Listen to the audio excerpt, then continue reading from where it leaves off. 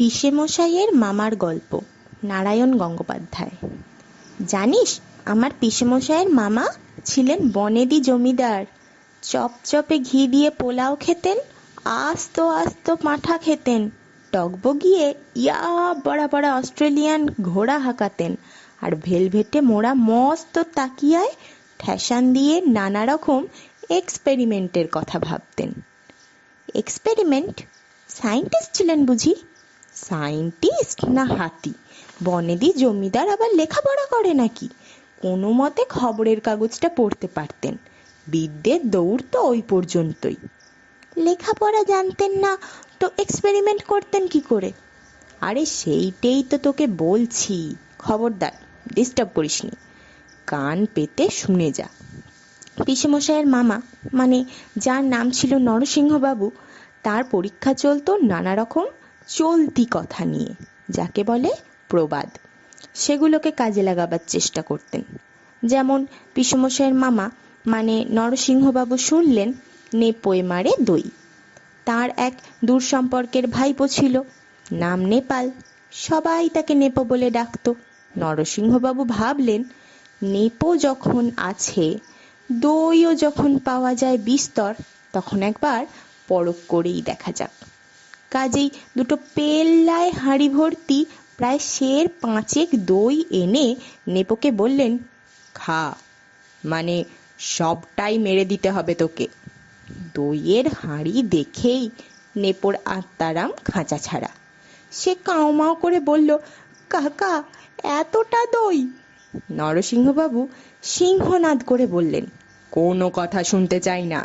শাস্তরে যখন বলেছে আর তোর নাম যখন নেপো, তখন ও দই তোকে মেরে দিতেই হবে, নইলে আমি তোকেই মেরে ফেলবো। তখন নেপোর সে কি নিদারুণ দশা! দই খেতে খেতে পেট ফুলে গেল, চোখ কপালে ঠেলে উঠল, দম বেরিয়ে যাওয়ার জো হলো, তবু থামবার জো নেই। তারপর নেপো যখন গ্যাঁ গ্যাঁ করে অজ্ঞান হয়ে গেল, সিকিহাঁড়ি দই তখনও বাকি। নরসিংহবাবু গোঁফে তা দিয়ে বললেন, যাক, পরীক্ষেটা সার্থক হলো। আর নেপো গলা ভেঙে সর্দি জ্বরে ভুগে সে এক যাচ্ছে তাই ব্যাপার। তার আর এক ভাইপো ছিল, তার নাম নন্দ। বেশ মোটাসোটা গোলগাল ভালো মানুষ সে। একদিন কথা নেই বার্তা নেই, নরসিংহবাবু নাপিত ডেকে নন্দর মাথাটা বিলকুল ন্যাড়া করে দিল। ভয়ে নন্দ কথা বলতে পারল না। শৌখিন টেরি ছিল মাথায় তার। কেবল টেরির দুঃখে সে ফোঁস ফোঁস করে কাঁদতে লাগলো। নরসিংহবাবু ধমক দিয়ে বললেন, চোপড়াও, এক্ষুনি চলে যাও পুকুরের ধারে বেলগাছের তলায়। ন্যাড়া বেলতলায় যায় কি না সেটা আমি একবার দেখতে চাই।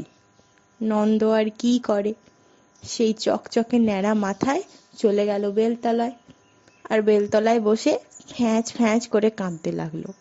কিন্তু বেশিক্ষণ কাঁদতেও হলো না। হঠাৎ ফটাস, আর সঙ্গে সঙ্গেই ধপাস। কে ফটাস, কি ধপাস? কে আবার ফটাস?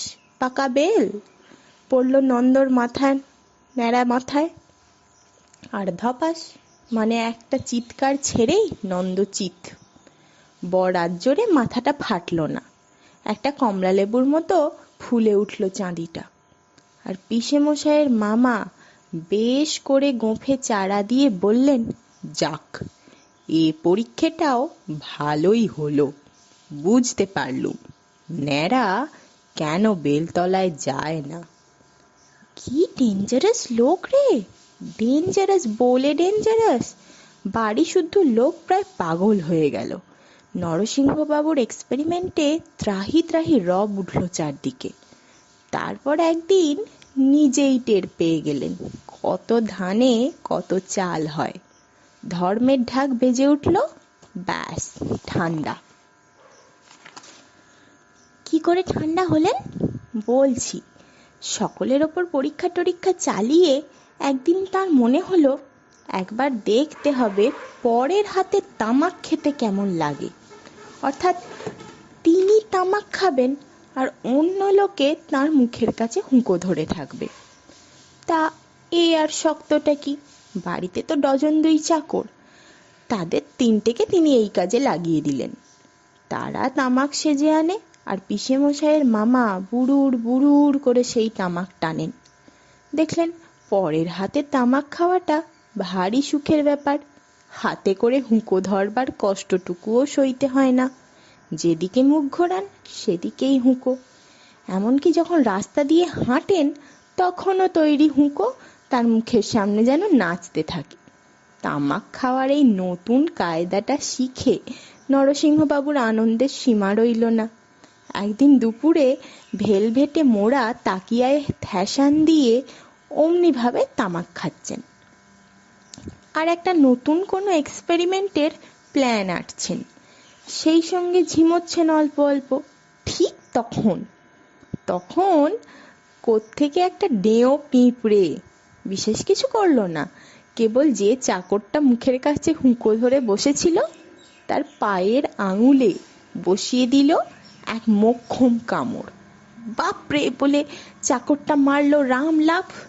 হুঁকো থেকেও সোজা লাফিয়ে বেরোলো কলকেটা। আর তার সবটা জ্বলন্ত তামাক, সব কটা গনগনে টিকে সোজা উল্টে পড়ল নরসিংহবাবুর ডাকে। গেছি গেছি, জ্বলে মরলুম উড়ে বাপস বলে নরসিংহবাবু খ্যাঁকশিয়ালের মতো দাপাদাপি করতে লাগলেন। চিৎকারে 7 পাড়া এক হয়ে গেল। আর পিসেমশাইয়ের মামার সেইটাই হলো শেষ এক্সপেরিমেন্ট। কারণ সেদিনই তিনি হাড়ে হাড়ে বুঝে গেলেন ঘুঁটে পড়ে গোবর হাসে এই প্রবচনটার মানে কি। শেষ হলো পিসেমশাইয়ের মামার গল্প। এই এই ছোট গল্পটি থেকে আমরা এই শিক্ষা পাই যে সবলেরা যখন দুর্বলের উপর অত্যাচার করে তখন দুর্বলদের পক্ষে সবসময় প্রতিবাদ করা সম্ভব হয় না, এবং এর ফলে সবলদের অত্যাচার আরও বেড়ে যায়। তারা ভাবে তার কখনো শাস্তি হবে না, কিন্তু অবশেষে ভগবান প্রত্যেককে তাদের অন্যায়ের শাস্তি দেন এবং ভালো কাজের ভালো ফল দেন। তাই তোমরা কখনো কারোর প্রতি সজ্ঞানে অত্যাচার করো না, কারোর উপকার করার চেষ্টা করো। সেই তোমরা যা করবে সেটাই ভগবান তোমাদের ঠিক ফিরিয়ে দেবেন।